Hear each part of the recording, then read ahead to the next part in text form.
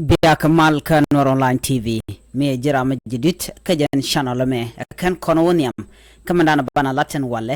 de jogno jin gorno jin be subscribe ko blaren content ban non ka nuer online TV bi kan chamala shubkeji chuje pero jeno be subscribe ka chuje pero ban jin bi notification bell bi to angwa sama ko nok kono wode kon laren content non ka tung na de kon kalingo gwa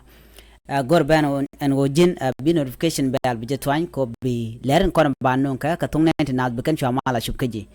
en mo ban la den wala ke jen kor gwasame ke jen gwas right kon ke je kor na na chito ka Gambella ke tang kana makot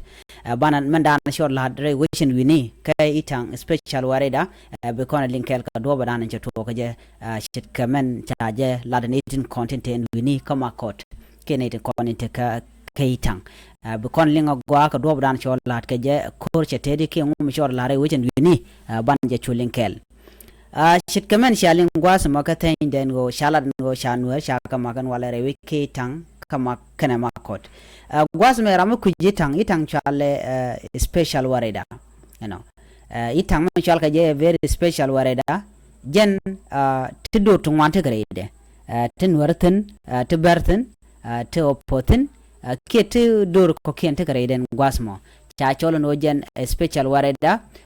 dungno shi kan do dialtere we ke tangone ko amadur dang jok ken highlanders contrade ala ni content la buñ cha cholo no special warida ka Gambella karwade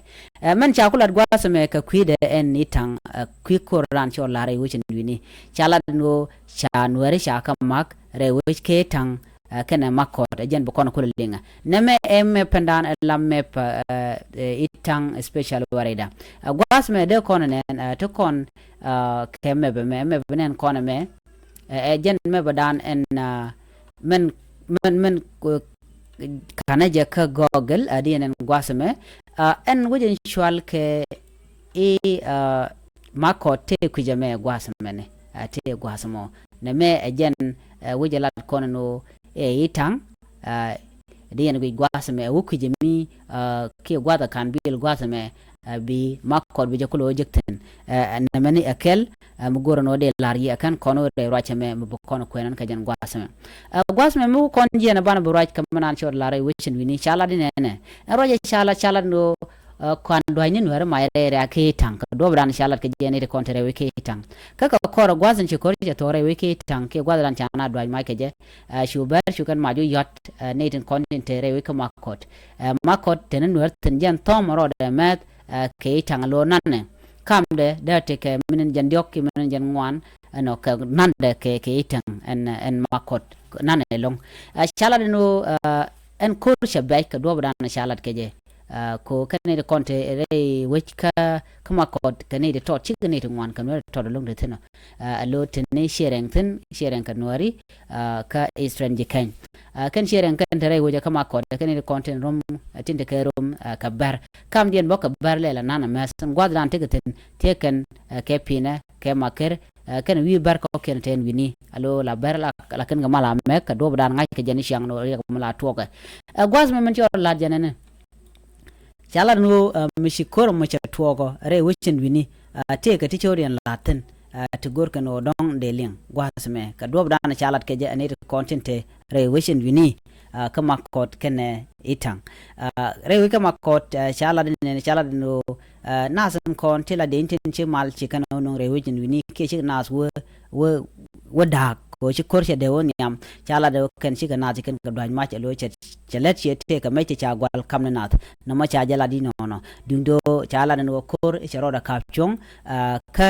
ne content cha no cha ma ka ma ko la ber ken ngwan ken lon ka do bran chalat ke je na me agenda de ko link ka ta dan en te insecurity te tre ka Gambella ke tangan wini na me we na diala ko ken kon tila jal ko de nas de kan pinye go ci ka do bada de na jal ka je ne ko na jere ka Gambella tin wa ke tanke tin wa kalare ke tin wa kan warzun ka kujemi ko me pinte ka rek